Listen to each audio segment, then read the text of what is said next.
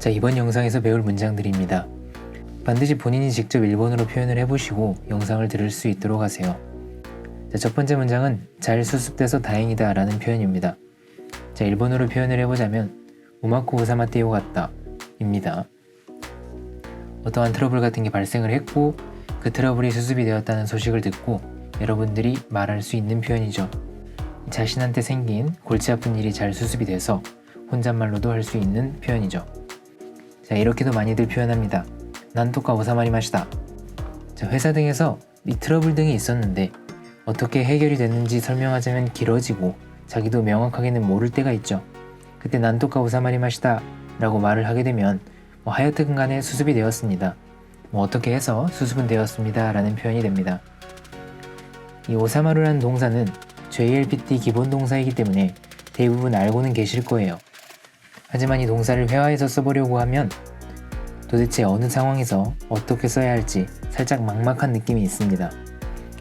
이 오사마루라고 하는 동사는 어떤 한자를 쓰냐에 따라서도 의미가 살짝 달라지는데 이 오늘 예문에서 쓰는 오사마루는 이 한자입니다.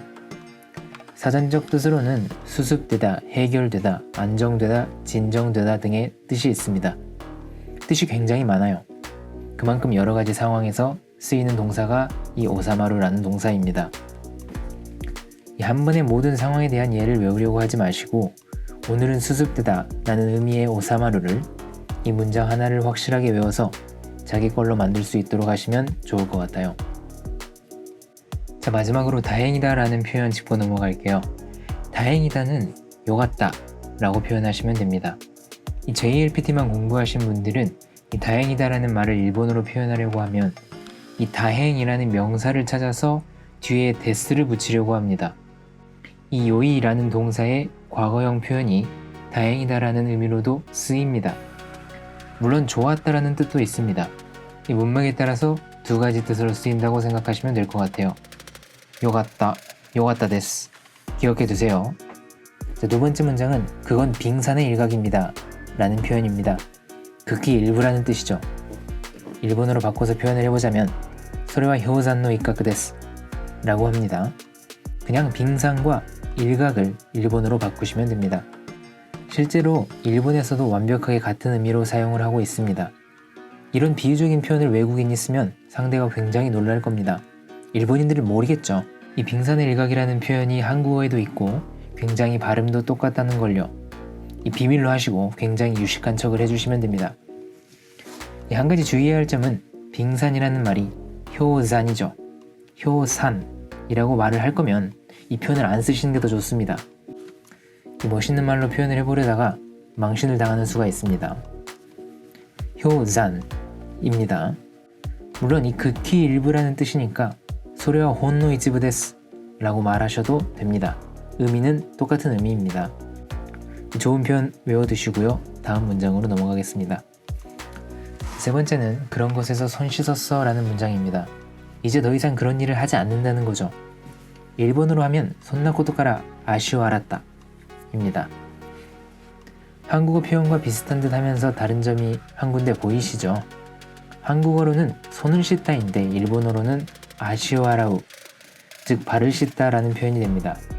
알고 있으면서도 계속 대화를 하다가 이 문장을 쓰려고 하면 이 무의식 중에 테오 아라우 라고 말하게 됩니다. 이 테오 아라우 라고 하게 되면 진짜로 손을 씻은 게 되는 거겠죠. 기본적으로 이 문장은 나쁜 일, 좋지 않은 일을 그만뒀을 때 많이 쓰는 표현입니다. 한국어랑 마찬가지죠. 나쁜 일을 많이 하는 사람들이 아닌 이상 사용 빈도는 그다지 높지 않습니다. 다만 상대방이 말을 했을 때 또는 드라마라든지 영화 등에서 이 말이 나왔을 때 그 의미를 캐치할 수 있도록 알아두시는 게 좋습니다. 무엇무엇가라 아시오 알았다 라고 쓰시면 됩니다. 빠친코라고 하면 빠친코가라 아시오 알았다. 이 놀고 먹던 생활을 하던 사람이 그런 생활에서 완전히 손을 씻었다 라고 할 경우에도 손나 세카츠가라 칸센니 아시오 알았다 라고 할 수 있겠죠. 가끔씩 들을 수 있는 표현입니다. 가볍게 알아두시면 좋을 것 같습니다.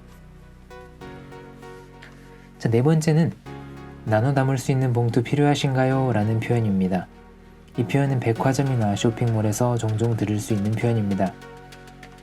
일본어를 배우는 우리들이 쓸 일은 아마도 거의 없을 거예요. 이쪽 업종으로 취직을 하시는 분들을 제외하고는요. 딱 떨어지는 한국어가 없어서 이 나눠 담을 수 있는 봉투라고 표현을 했는데 일본어로 옮기자면 코아케부쿠로 고리오 데쇼까 라고 합니다. 여러분이 백화점에서 여행 기념으로 초콜릿을 5개 샀어요. 종업원이 종이백에 초콜릿을 담아주면서 여분의 봉투가 필요하냐고 묻는 상황입니다. 구매자 입장에서는 5명한테 돌릴 초콜릿을 1개씩 사는 경우가 있을 수 있잖아요. 1개씩 나누어 담는 여분의 봉투가 필요한지를 그래서 점원이 물어보는 겁니다. 솔직히 안 물어보는 경우도 꽤 있습니다. 안 물어보는 경우에는 우리가 주라고 해도 되겠죠. 코아케부쿠로 모라에마스까? 라고 말을 해도 되고 후쿠로 모히토츠 모라에마스까? 라고 하셔도 됩니다. 이 문장 뒤쪽에 필요하신가요? 라고 제가 적어놓고 일본어로는 고리오 데쇼우까? 라고 적어놨는데요. 한국에서는 대부분 이런 경우 무엇이 필요하시냐고 물어보는데 일본에서는 이 고리오 데쇼우까를 많이 씁니다. 필요하신가요를 직역하면 히지오 데쇼우까? 이리마스까?가 되는데 이 극존칭을 쓰는 서비스업에서는 이런 말들 대신에 고리오 데쇼우까를 굉장히 많이 씁니다. 실제로 시끄러운 백화점에서 점원이 극존칭으로 말하는 일본어를 이 외국인 입장에서는 굉장히 알아듣기가 어렵습니다. 저도 일본어를 한 3년 정도 배우고 일본 여행을 갔을 때 이 JLPT 2급을 따고 갔는데도 이 맨 뒤에 오는 데쇼오까 밖에 들리지가 않았습니다. 일단 하이 라고 하고 점원의 행동을 지켜볼 수밖에 없겠죠. 하지만 이런 표현들을 알아두시면 그때부터 들리기 시작합니다. 이 문장을 외우는 건 회화를 잘하기 위해서이기도 하지만 듣기 능력을 향상시키는 방법이기도 합니다. 자, 마지막으로 정말 많이 쓰는 새해 인사 2가지를 살펴볼게요. 제가 영상을 올리는 12월 말인 딱 지금 이 시점에 가장 많이 하는 인사가 있는데요. 먼저 첫 번째는 요이 오토시오 라는 인사말입니다. 회사에서도 쓸 수 있고 친구한테도 쓸 수 있고 가게 점원이 이렇게 말을 할 수도 있습니다. 정말로 많이 쓰입니다.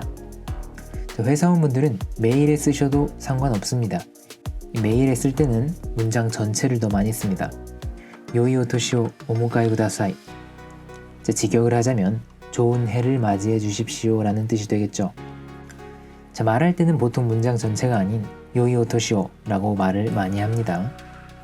일본 회사에서는 한 해의 마지막 출근일에 이 퇴근을 하면서 주변 동료들에게 요이 오토시오 라이넨 뭐 요로시쿠 오네가이시마스 라고 인사를 하고 퇴근을 하는 게 하나의 문화입니다. 자, 1월 1일 새해가 되면 이 인사말은 더 이상 쓰지 않습니다. 새해를 벌써 맞이했기 때문에 1월부터는 새해 복 많이 받으세요 라는 표현을 쓰게 됩니다. 아케마시테 오메데토 고자이마스 라는 문장을 쓰게 됩니다. 이 새해가 열려서, 즉 새해가 밝아서 축하드립니다 라는 뜻입니다. 여기서 아케루라는 건 열리다 라는 뜻이죠. 왜 오메데토 라고 축하하는 표현을 쓰는지는 잘 모르겠지만 외워서 써먹어 보세요. 언제부턴가 새해가 되면 한 살을 더 먹기 때문에 1월 1일이 그다지 기다려지지 않는데요. 일본에서는 이 1월 1일을 전후로 긴 설날 연휴도 있고 자신의 생일이 지나면 한 살을 더 먹는 시스템이기 때문에 축하한다고 할 만한 것 같아요. 1월 한 달간은 이 인사말을 굉장히 많이 사용합니다. 이 거래처 손님들과 메일을 주고받을 때도 새해 첫 메일은 꼭 이 인사말을 붙이는 게 문화입니다. 아케마시테 오메데토 고자이마스 후토시모 요로시쿠 오네가이시마스 라고 하는 게 최고의 새해 인사말이 되겠죠. 자, 이번 영상에서도 몇 가지 문장 표현과 새해 인사말을 알아봤습니다. 그럼 다음 영상에서 또 찾아뵙도록 하겠습니다.